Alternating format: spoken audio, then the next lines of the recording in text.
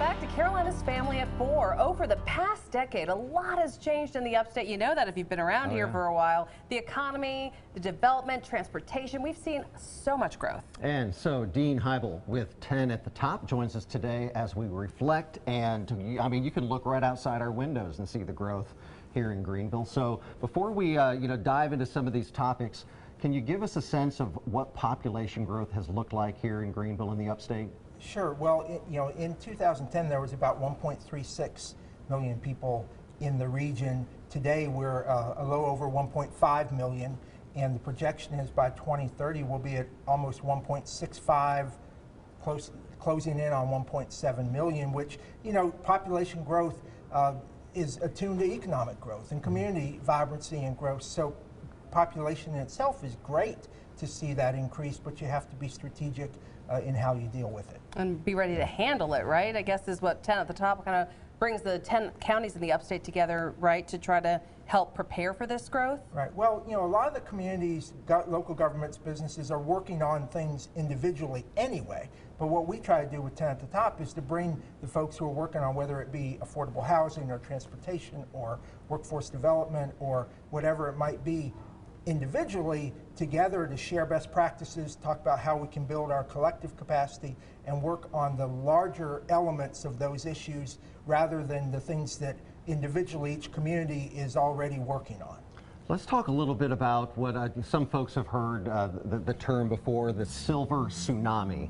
For anybody who has not heard of what that is and what that means to Greenville and the upstate, can you help explain what that is? Sure. Well, back in 2010, 14% of the population in the region was over the age of 65. Okay. Today, it's about 18 or 19%.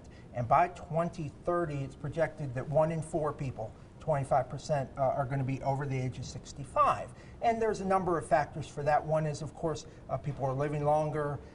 This is an attractive place for people to come as seniors as well, when you retire. So, there are a lot of components to that, but the basic issue is, I hear from a lot of providers and things that we have seniors today who are not getting their needs met, and if we're going to go from 18% to 25% of seniors, have over 400,000 seniors in the upstate by 2030, we've got to make sure that we're paying attention to that. And we're doing things that allow seniors to stay in their homes, allow them to have transportation, to have things to do, to have adequate food and nutrition, and all the components that are critical for everyone's quality of life. You're talking about healthcare things and also assisted living and hospice and things like that. Well, all those pieces, senior centers and senior daycare. I mean, right. All kinds of stuff, and even the care that goes into your home, right? All the help that the nurses that can go to your house, that kind of thing. Right. Yeah. A lot of what they're saying is,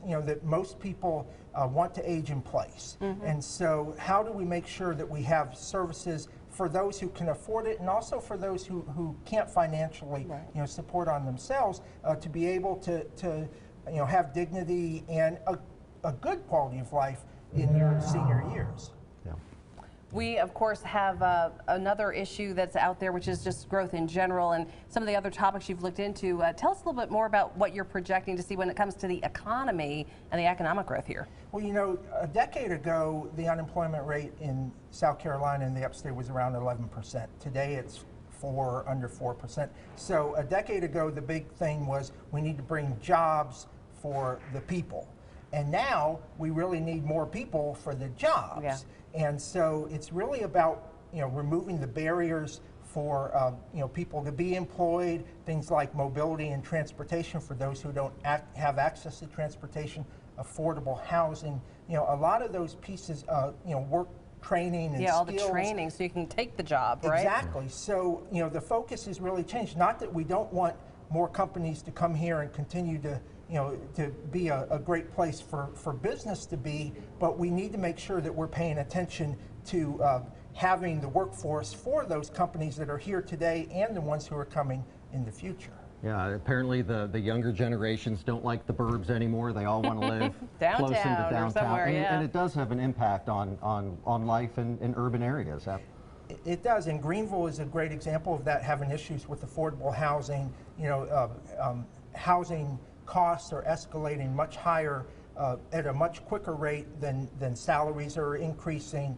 You know, transportation and mobility, we don't invest as a region enough in public transportation or other alternative transportation modes for our residents, so we need to pay attention to that as we're looking to, you know, if we're moving out because, you know, people who, you know, if the urban community is becoming, you know, a place people want to be in, so it's becoming more expensive. You know, if that means people who can't afford it anymore are going to move out, we've got to make sure that we have, you know, the things that they need to be able to get to jobs and get to health care and get to education and all the other pieces. So we've wrapped up a decade, we're headed into the next one, and with 10 at the Top's help, it'll be a big success, Dean. Thank you so much. Thank you both. Appreciate it. I think we're so short-sighted sometimes. I know. We need guys like Dean here to think Look about ahead, the future. yes. Yeah.